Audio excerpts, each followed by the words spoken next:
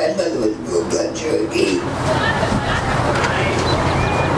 I've been fortunate to have association with a lot of you folks. And I'm going to want you to know we just published my first book. It was published April 6th, so it's brand new out there. Some of you have read it. The story that will be read tonight by my friend, my lover, my wife. It's a story about a dog I own called Patches.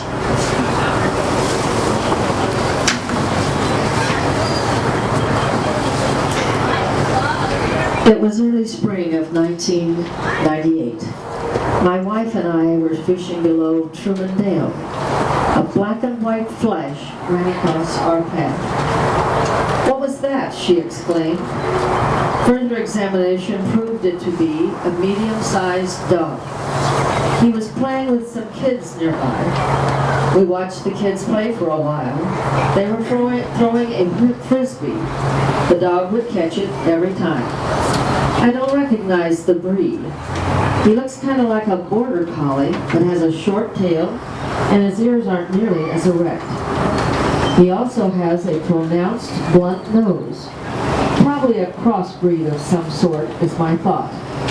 Before long, a guy approached the truck parked next to us. He tooted the horn twice, and the dog stopped in the middle of retrieving the frisbee and immediately got in the truck. "Pardon me, sir, what kind of dog is that?" my wife Barb asked. The young man smiled and said, "His name is Bubba, and he is an Australian Shepherd." We talked to the young man a while, learned he was from Carson, Kansas. His name was Doug Needham. For the next few weeks, we saw Doug and Bubba every time we went on our evening fishing excursions. One day, the wife said, "Maybe we should get us a Bubba."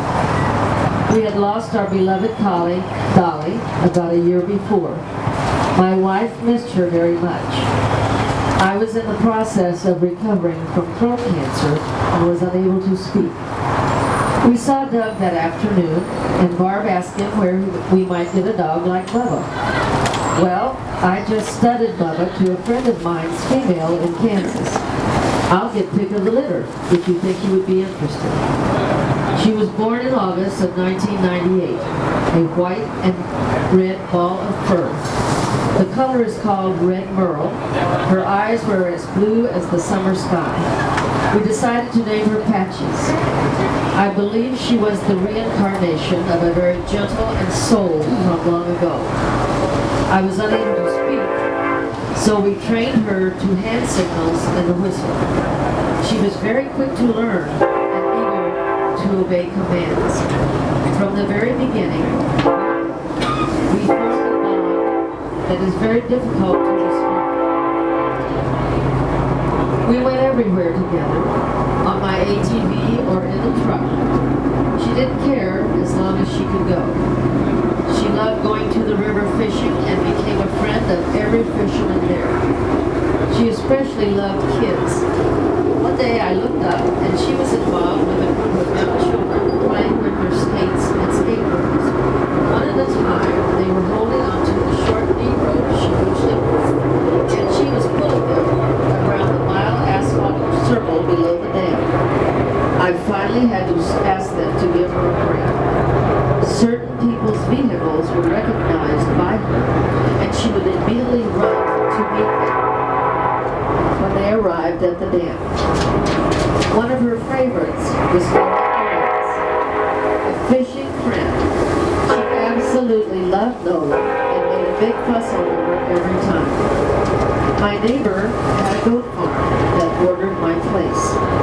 She would spend hours just laying and watching those goats. She thought they were her responsibility. Patches loved small kids and would allow them to crawl all over her. She seemed to know she was in charge of their safety.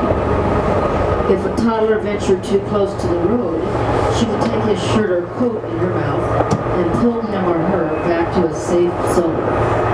A favorite treat was animal crackers. I would make her balance one on her nose and not move until I gave the command. She then would toss the cracker in the air and catch it. I bought a 2-pound package of them every week. My health had declined somewhat, and I was having difficulty hauling my fishing gear up and down the riprap of huge boulders below the dam, one of my favorite fishing spots. We fashioned a pair of saddlebags for Patches so she could carry my things down to the river. She would go visit with everyone there that day and come back and lay by my feet until time to go home. Pack the gear to my truck, jump in, and she was ready to go. If I needed her before she came back from visiting, I'd just blow my whistle twice and she would come running. My beloved wife Barb passed away in 2003, so we spent the next several years mostly alone. Our bond grew stronger and stronger. She almost knew what I was thinking. Pretty spooky sometimes. If I could figure out how to ask, she would do anything I asked. We developed a system of very strange signals. I never heard her bark, but just a few times.